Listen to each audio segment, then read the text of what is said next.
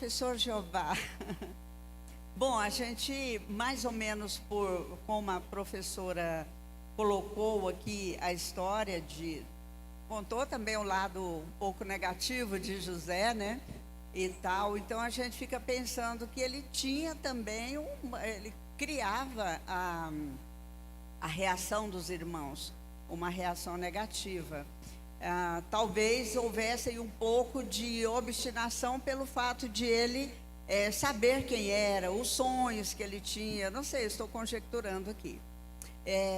Qual é a diferença entre resiliência e obstinação? Ok. Compliquei, né?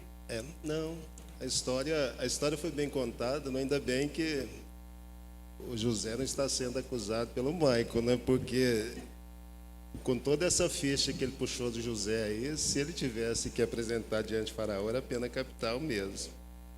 Não ia não. Ele já foi preso como prisioneiro político, né? A coisa ia ficar bem complicada. Mas uma das questões que me chamaram muita atenção quando a professora Débora comentou a respeito de José é que nós, às vezes, na nossa leitura cotidiana de escritura, nós tendemos a desumanizar as pessoas.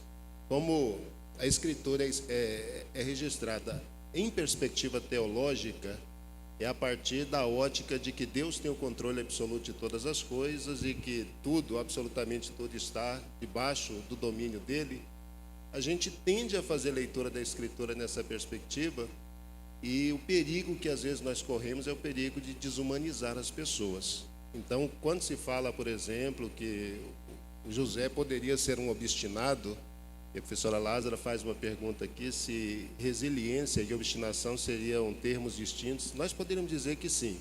Enquanto que a resiliência é essa competência, a capacidade que alguém tem de superar desafios e dificuldades sem sofrer danos ou grandes danos, a obstinação ela pode ser extremamente negativa. A obstinação pode ser uma teimosia que alguém assume diante de determinada realidade, mesmo sabendo que aquilo não é legal, mas ele faz questão absoluta de insistir, uma série de questões que no momento não vem ao caso. E José, pelo menos num primeiro momento aí, a gente poderia ver uma questão de obstinação em relação a isso. Ele é o filho caçula, isso já foi mencionado. A escritura deixa isso de forma descarada, que Jacó preferia José em relação aos outros filhos, e tem uma série de fatores, exatamente, tem uma série de fatores que precisam ser levados em conta, né?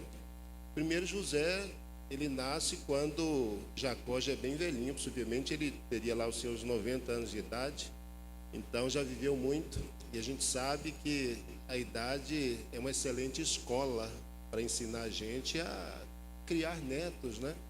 Ou a criar bisnetos, porque aí você já desenvolveu uma série de atributos assim que são extremamente importantes e necessários para lidar com o outro.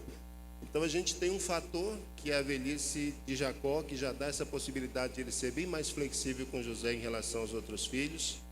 Depois a gente tem uma outra questão que precisa ser levada em conta, e José, ele é o filho da esposa que Jacó amava.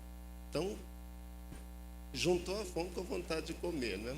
A pessoa que nasce assim no momento em que ele já está bem mais maleável, flexível, depois é o filho da esposa que ele amava. José sabia disso, os irmãos sabiam disso, e é possível que, por causa dessa ênfase exagerada que o pai dava para o filho, isso é pecado.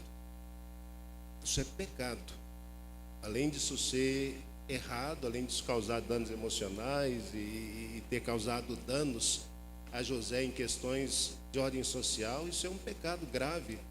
Mas às vezes a gente tende a fazer uma leitura assim muito suave dos personagens da escritura, né? Porque é Jacó, porque é José. Então, como foram personagens que Deus usou, a gente não quer fazer essa leitura honesta e reconhecer que eles agiram de forma equivocada, que eles agiram de forma que causou danos extremos para José e para os outros filhos também.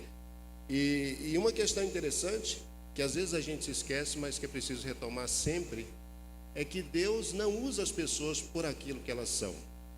O medo de dizer que Jacó cometeu uma bobagem tremenda ao assumir essa postura em relação a José, e que isso trouxe danos incalculáveis para a família, É o medo de questionar alguém que Deus está usando. E como que eu posso dizer isso? A gente se esquece que Deus não usa as pessoas por aquilo que elas são, mas o inverso é que acontece. Deus usa as pessoas apesar daquilo que elas são.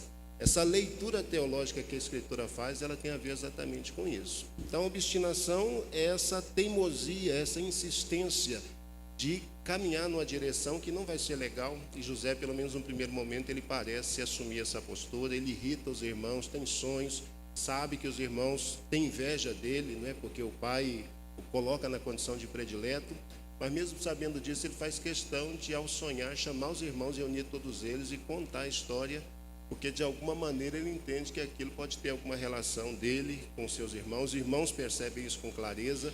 O próprio Jacó percebe num segundo sonho que esse menino está indo além dos limites. Então, a obstinação tem a ver com essa teimosia, com essa insistência que às vezes alguém tem de seguir um caminho que vai dar ruim.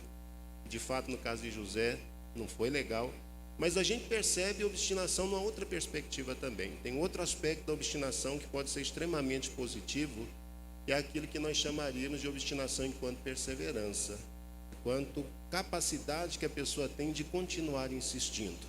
Se a gente fala de resiliência como capacidade que alguém tem de suportar aflições, desafios e de permanecer incólume diante deles, ou quase incólume diante deles, quando a gente fala de obstinação, nesse aspecto positivo, nós falaríamos dessa condição que a pessoa tem de continuar acreditando, de continuar insistindo, apesar dos desafios, apesar das dificuldades.